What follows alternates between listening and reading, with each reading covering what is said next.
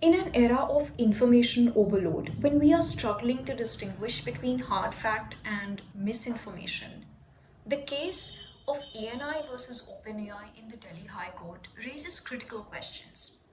There are three primary issues that the case revolves around. First, copyright infringement. Second, unauthorized use of intellectual property. And third, misleading information. ANI alleges that OpenAI has used, stored, and copied its content without its permission. Secondly, ChatGPT apparently has produced responses which are either verbatim or substantially similar to ANI's own content. Now, this is a violation of copyright law because it is the unauthorized use of ANI's intellectual property. Thirdly, ChatGPT has attributed interviews and news reports to individuals and organizations in a false or misleading manner. Such false attribution could lead to damage to the reputation of the agency and also undermine the accuracy of reporting.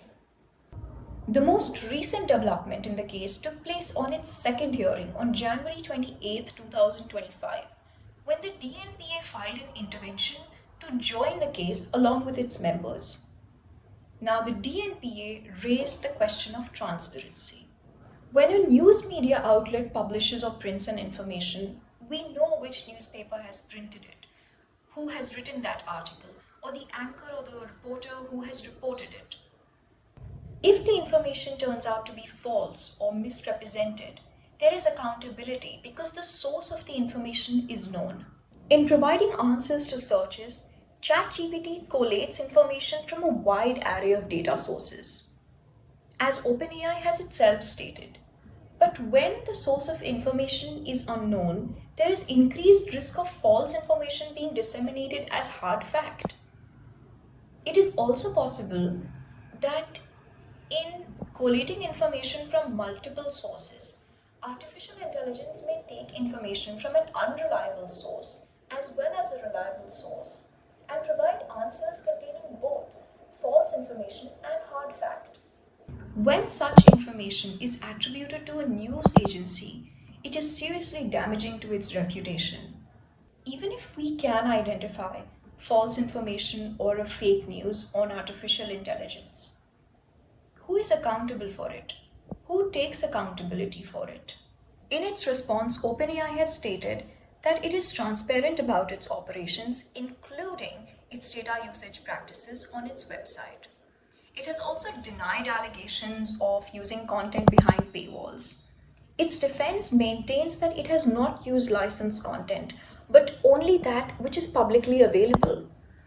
But ANI's response to this is that even though that information may be publicly available, OpenAI does not have the right to use that information without ANI's permission.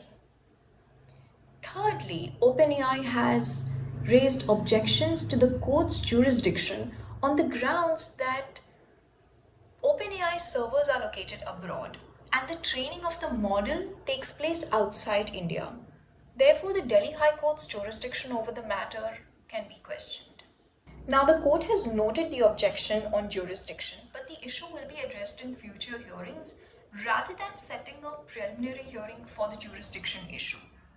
Secondly, the court has also appointed an amicus curiae or a friend of the court to assist the court in the legal proceedings and ensure that the case is considered from all angles. According to the Carnegie Council for Ethics in International Affairs, AI systems have often been criticized for being a black box, meaning that the process behind how an output was achieved cannot be explained or interpreted by its users. When AI decision making cannot be explained or understood, assigning responsibility and holding parties accountable for harmful actions or outputs becomes very difficult.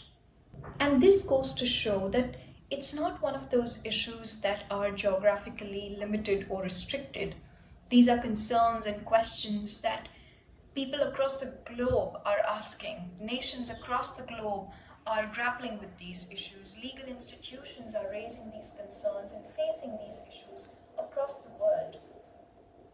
And it was only a matter of time before these concerns were raised in India as well, before this situation arrived in India as well. And in light of this, the case of ANI versus OpenAI carries great significance and weightage because, firstly, it highlights the complexity of data usage in AI. And secondly, as the first case against OpenAI in India and the first of its kind, it's going to set a precedent for future cases pertaining to AI, its usage, and its access.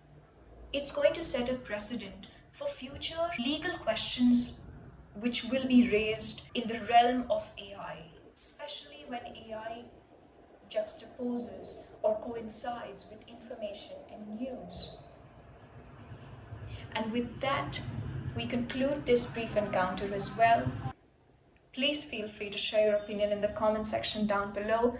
Do subscribe if you found it helpful. Thank you so much for watching. I'll see you next time.